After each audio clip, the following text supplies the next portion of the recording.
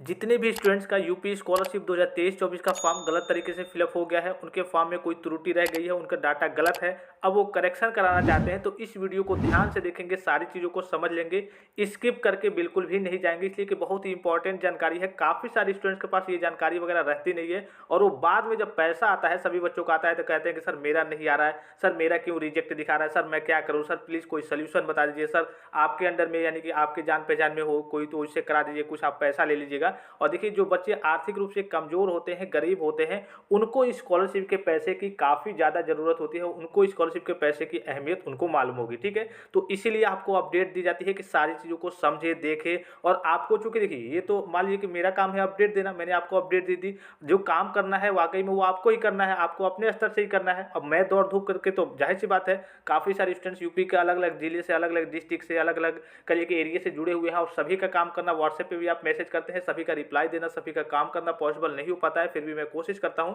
तो ध्यान से देखें, सारी चीज़ों को समझे, इसके बावजूद कोई कन्फ्यूजन रह जाती है तो आप कमेंट बॉक्स में कमेंट को ड्रॉप कर दें, वहाँ पे छोड़ दें। और देखिए जब भी आप कमेंट करने जाएं, जैसे मान लीजिए सपोज कीजिए कि आपको डेट के बारे में ही मालूम करना है कि डेट क्या है, तो पहले आप कुछ बच्चे कमेंट वगैरह किए रहते हैं, मैं रिप्लाई दिया रहता हूँ, तो कमेंट को पढ़ें। अब मैं लाइक कर दूंगा आपके कमेंट को, अगर आपको रिप्लाई नहीं दूंगा तो आप ये समझ जाएंगे कि हाँ इस कमेंट का यानी कि आपके क्वेश्चन का आंसर आपको कमेंट बॉक्स में दिया गया है, या फिर वीडियो में दिया गया है, या फिर उस हिसाब से वीडियो आपको प्रोवाइड कर दिया गया है। आप वीडियो को रेगुलर देखते नहीं होंगे, तो सबसे पहले तो मैं आप सभी स्टूडेंट से रिक्वेस्ट करूंगा कि आप ऑल पे जरूर क्लिक करेंगे, ठीक है, और टेलीग्राम पे जरूर ज्वाइन करेंगे। देखिए स्टूडेंट सब्सक्राइब तो किए रहते हैं, जो भी अपडेट आती है, मान लीजिए कि कभी कभी डेट आती है 2 दिन 3 दिन 4 दिन 5 दिन के लिए, वीडियो उनके पास पहुंचते पहुंचते 5 दिन 6 दिन ऐसे लग जाता है, कभी कभी वो एक्टिव नहीं रहते हैं कुछ दिन तक, ठीक है। तो ऑल पे तो यूट्यूब पे क्लिक किए रहेंगे, इसके अलावा टेलीग्राम पे भी जाकर के ज्वाइन जरूर रहेंगे, खास करके जिन बच्चों को करेक्शन कराना है। मान लीजिए कि एक छोटी सी लापरवाही, एक छोटी सी गलती की वजह से आपका जो भी पैसा आना हो, 3,000 5,000 8,000, पॉलिटेक्निक की बात करें प्राइवेट में तो 25-30,000,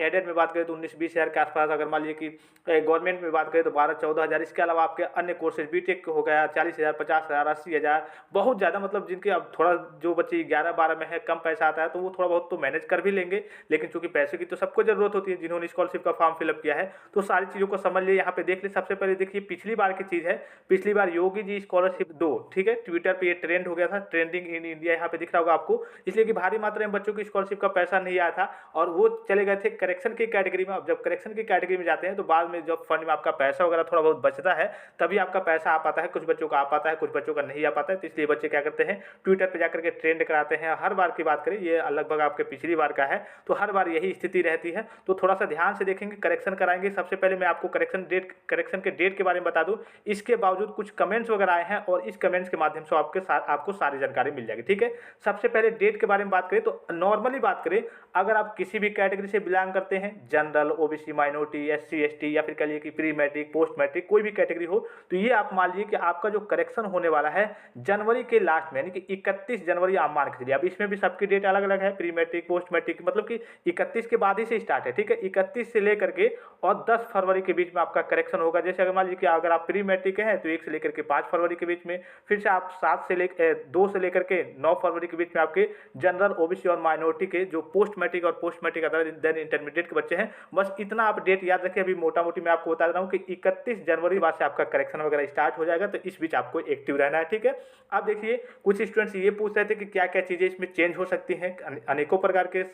बच्चों के फॉर्म में दिक्कतें हैं, किसी का कुछ डाटा गलत है, किसी का कुछ डाटा गलत है, किसी बच्चे के पास कुछ जानकारी नहीं थी, किसी ने साइबर कैफे से कराया था, किसी ने अपने स्तर से किया था, कुछ बहुत थोड़ी बहुत तो गलतियां हो ही जाती हैं। तो सबसे पहले यहाँ पर देखिए, सर इनरोलमेंट और नंबर नहीं फिल हो पाए, रह गए हैं और लॉक हो गया है, सही हो जाएगा। यानी कि इनरोलमेंट नंबर शायद इनके कमेंट करने का मतलब है कि इनरोलमेंट नंबर इनका नहीं फिल हो पाया है और लॉक भी हो गया है। तो जैसे कि मैंने आपको कहा, अगर लॉक हो गया है, इनरोलमेंट नंबर नहीं फिल हो पाया है, तो आप करेक्शन की कैटेगरी में जाएंगे। अब देखिए यहाँ पे करेक्शन की कैटेगरी में आपको कब जाना है, जब आपका स्टेटस रिलीज होगा। अगर आप फर्स्ट ईयर के स्टूडेंट्स होंगे तो यहाँ पे जो आप काउंसलिंग के थ्रू आते हैं, तो इनरोलमेंट नंबर यानी कि बोर्ड एफिलिएटिंग एजेंसी का जो आपका पंजीयन क्रमांक होता है, उसमें आपको कह लीजिए कि काउंसलिंग नंबर भरना होता है। अगर आपको इनरोलमेंट नंबर मिल गया है तो मतलब जब आपका फर्स्ट ईयर में एडमिशन होता है तो कभी कभी लेट तक एडमिशन होता है, तो आपका इनरोलमेंट नंबर या फिर जो भी आपका बोर्ड का रजिस्ट्रेशन, यूनिवर्सिटी का रजिस्ट्रेशन नंबर होता है वो नहीं आया रहता है, तो आप काउंसलिंग नंबर भी फिलअप कर सकते हैं। जिस काउंसलिंग के थ्रू आए होंगे, जो काउंसलिंग नंबर होगा उसको भी फिलअप कर सकते हैं। अब देखिए मान लीजिए कि आपने ये गलत भर दिया, अगर आप रिन्यूअल कैटेगरी के स्टूडेंट्स होंगे, आपने ये गलत भर दिया होगा या फिर छोड़ दिया होगा,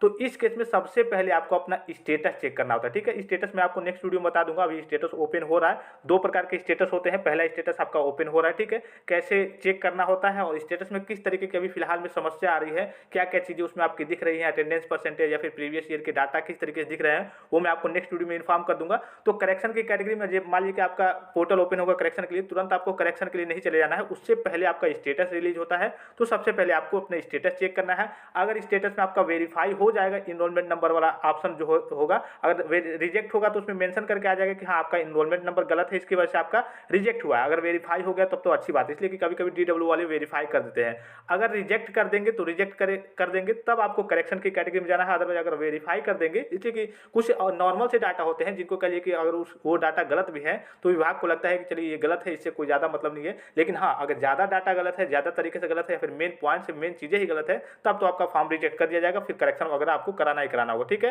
तो लॉक हो गया तो भाई लॉक हो गया, तो इसमें जब आप करेक्शन आएगा, करेक्शन की डेट आएगी, यानी कि करेक्शन होना स्टार्ट होगा, तभी आपका कोई सोल्यूशन मिल सकता है या फिर कहिए कि तभी आपका समाधान होगा, इससे पहले कोई समाधान आपका नहीं होगा। देखिए फिर एक और स्टूडेंट का कमेंट आया है, सर मुझसे बैंक डिटेल्स नहीं मांगा, लास्ट में फॉर्म में लिखा था कि bank details will be taken from Aadhaar card seeding, मेरा बैंक अकाउंट आधार से लिंक है तो क्या वो अपने आप ले लेगा बैंक डिटेल्स? तो ऐसा जैसे कि मैंने आपको पहले ही बताया है कि आपका APBS यानी कि आधार पेमेंट ब्रिज सिस्टम के द्वारा भी आपका पैसा आता है, PFMS यानी कि पब्लिक फाइनेंशियल मैनेजमेंट सिस्टम के द्वारा आपका पैसा आता है। तो इसमें आपको कुछ नहीं करना है। देखिए इसमें इस बार की बात करें तो कैटेगरी बाय कैटेगरी सारी चीज़ें अलग तरीके से मैनेज की जा रही हैं। कुछ बच्चों में बैंक का ऑप्शन आएगा रिन्यूअल करते समय भी, ठीक है, कुछ में बैंक के ऑप्शन की जगह निजी का ऑप्शन आएगा, बैंक का ऑप्शन नहीं आएगा। तो जिनमें बैंक का ऑप्शन नहीं आया है उनको घबराने की जरूरत नहीं है। आपका जो आधार ऑथेंटिकेशन हुआ है, ठीक है, वो सारी चीज़ें हुई है, तो आपका आधार कार्ड से जो बैंक अकाउंट लिंक होगा NPCI से मैप्ड होना चाहिए, national payment corporation of India के द्वारा से मैप्ड होना चाहिए, तभी आपका पैसा आएगा। तो वो मैप्ड होगा, आपको ऑफिशियल नोटिस के माध्यम से बताया गया था कि हर 3 महीने में आपको अपने बैंक में ट्रांजेक्शन करते रहना है कि आपका बैंक एक्टिव है या फिर नहीं, बैंक ब्लॉक तो नहीं हो गया है, ट्रांजेक्शन वगैरह करते रहना है। ऑफिशियल अगर आपने DWO का ऑफिशियल नोटिस देखा होगा, अगर आप रेगुलर वीडियो देखते होंगे तो आपको सारी चीज़ें मालूम होंगी। अगर आप रेगुलर वीडियो नहीं देखते होंगे, जो जानकारी आपको, क्योंकि जो भी वीडियो बनाया जाता है उसमें कई सारी जानकारी दी जाती है, बच्चे स्किप करके या फिर जो भी हो चीज़ें हो वो अलग तरीके से देखते हैं, उनको सारी जानकारी मिल नहीं पाती है, सारी चीज़ों को समझ नहीं पाते हैं। तो इस बात का भी आपको विशेष ध्यान रखना है। 3-3 महीने पे करिए या फिर 2-2 महीने पे एक बार बैंक में जा करके, या फिर अगर हर महीने आप ट्रांजेक्शन करते हैं तब तो और अच्छी चीज़ है, NPCI आपका रिजेक्ट वगैरह नहीं होगा, ठीक है। तो अगर आपके में फॉर्म में अगर इस तरीके की समस्या आ रही थी कि बैंक का ऑप्शन ही नहीं आ रहा था, तो आपको बिल्कुल भी घबराने की जरूरत नहीं है। बस जो भी आपका बैंक होगा, अब देखिए बैंक में देखिए समस्या क्या आती है, NPCI जाकर के आप चेक करने का मैंने आपको प्रोसेस बता दिया है कि NPCI कैसे चेक किया था, ठीक है, उसको चेक कर लेंगे। अगर आपके पास 2 बैंक अकाउंट है, 3 बैंक अकाउंट है, तो देख लेंगे कौन सा NPCI से मैप्ड है, और जो मैप्ड है उसको आप देख लेंगे, एक बार ट्रांजेक्शन वगैरह कर लेंगे कि एक्टिव वगैरह है या फिर नहीं, ठीक है। इस बात का आपको विशेष ध्यान रखना है। फिर यहाँ देखिए इसमें आपको इनको कुछ नहीं करना है, अगर बैंक ऑप्शन नहीं आया तो इनको करेक्शन वगैरह कराने की जरूरत नहीं है, कुछ करने की जरूरत नहीं है। फिर देखिए, सर मेरा फाइनल प्रिंट आउट में मार्क्स की मिस्टेक हो गई है, कैसे करेक्ट करें प्लीज़? वही चीज़ें हैं कि मार्क्स मिसमैच के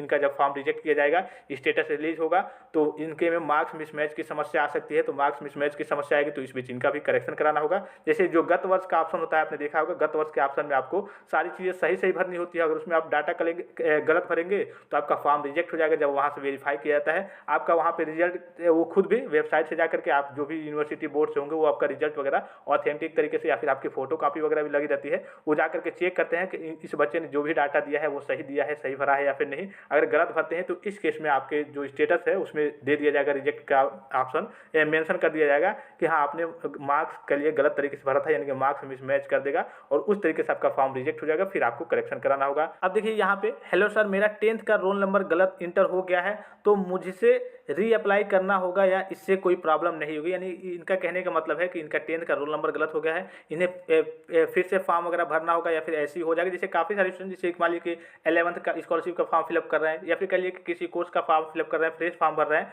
तो 10th का रोल नंबर ही गलत भर देते हैं, ठीक है। अब इस केस में देखिए, जब अगर मान लीजिए कि एक तो होता है आपका रजिस्ट्रेशन होता है, फिर आप फ्रेश लॉगिन करके जा करके अपना फॉर्म फिलअप करते हैं, तो फॉर्म फिलअप करते समय अगर कह लीजिए कि जो आपका डाटा है, रोल नंबर वगैरह गलत हो गया है, तो इसके लिए भी आपका जब करेक्शन का पोर्टल ओपन होगा तो उसमें सारी चीज़ें मेंशन होकर आएंगे, ठीक है, कि हाँ आपका जब स्टेटस चेक करेंगे उसमें दिखा देगा गलत है, तो जब करेक्शन का पोर्टल ओपन होगा तो आपका मेंशन होकर आएगा। हाँ, एक बात का आपको विशेष ध्यान रखना है कि करेक्शन इस बार आपका कैसे होगा। जैसे पहले क्या होता था कि करेक्शन के लिए पूरे पोर्टल, मतलब पूरे ऑप्शन ओपन होते थे, लेकिन अब 2 साल से ऐसा नहीं हो रहा है। जो भी आपको करेक्शन कराना होगा, जो स्टेटस में मान लीजिए दिखा दिया कि हाँ आपका ये गलत है, ठीक है, गत वर्ष का डाटा गलत है। तो जब आप करेक्शन करने जाएंगे तो केवल आपका जो गत वर्ष का ऑप्शन है, गत वर्ष वाला, वही ऑप्शन ऑप्शन ओपन होगा कि हाँ आपका गत वर्ष का डाटा गलत है, आप गत वर्ष को फिलअप कर दीजिए, और सारे डाटा आपके जो बैंक डिटेल्स अन्य जो भी चीज़ें रहेंगी वो सेम की सेम, वो आपकी ओपन ही नहीं होंगी। बस इस डाटा को आपको फिलअप करना होगा और सबमिट कर देना होगा, फिर से हार्ड कॉपी निकाल करके कॉलेज में सबमिट कर देनी होगी। तो आपका डाटा फिर से जब DWO लेवल फॉर्म वेरीफाई होगा तो फिर से आपका स्टेटस वेरीफाइड किया जाएगा और उसके बाद से आपका पैसा भेजा जाएगा। तो इन सारी चीज़ों को लेकर के स्टूडेंट्स के मन में काफ़ी सारे डाउट्स थे, सर कैसे होगा, क्या होगा। तो करेक्शन की डेट मैंने आपको बता दी थी कि उस बीच आपको एक्टिव रहना है, उसी बीच आप कुछ होगा। अभी आपका लॉक वगैरह हो गया तो अभी फिलहाल में आप कुछ कर नहीं सकते हैं। अनेकों प्रकार की समस्याएं हैं, सबके सामने हो सकता है आप कमेंट्स वगैरह करेंगे जो भी आपके में समस्या है कि आपके में क्या समस्या है, किस तरीके का आपने गलत तरीके से फॉर्म फिलअप किया है, क्या आपके फॉर्म में गलती है। हर प्रकार के बच्चे में अनेकों प्रकार की अलग अलग तरीके की समस्या है। तो सारी चीज़ें अब आपके करेक्शन का पोर्टल जैसे ओपन होता है मैं आपको तुरंत इन्फॉर्म कर दूंगा, लाइव वीडियो भी आपको प्रोवाइड कर दूंगा। जो भी स्टूडेंट टेलीग्राम चैनल को नहीं ज्वाइन किए हैं टेलीग्राम को ज्वाइन कर लेंगे और बेल आइकन को प्रेस करके यूट्यूब सब्सक्राइब करके चैनल को बेल आइकन को प्रेस करके ऑल पे क्लिक जरूर किए रहेंगे कि जैसे ही कोई अपडेट हो, कोई जानकारी हो, इसलिए कि डेट वगैरह इधर उधर हो रही है, ठीक है, हो सकता है थोड़ी बहुत आगे भी चली जाए या फिर हो सकता है थोड़ा बहुत, क्योंकि पहले तो कराने के चांस नहीं है, लेकिन इसके रिगार्डिंग और भी कोई अपडेट आ सकती है करेक्शन को लेकर के कि हाँ ऐसे मैनेज होगा आप सारी चीज़ें या फिर ये चीज़ें होगी। तो जो भी अपडेट आएंगी मैं आपको तुरंत इन्फॉर्म करूंगा। ऑल पे जरूर क्लिक किए रहेंगे, टेलीग्राम पे जरूर ज्वाइन हो जाएंगे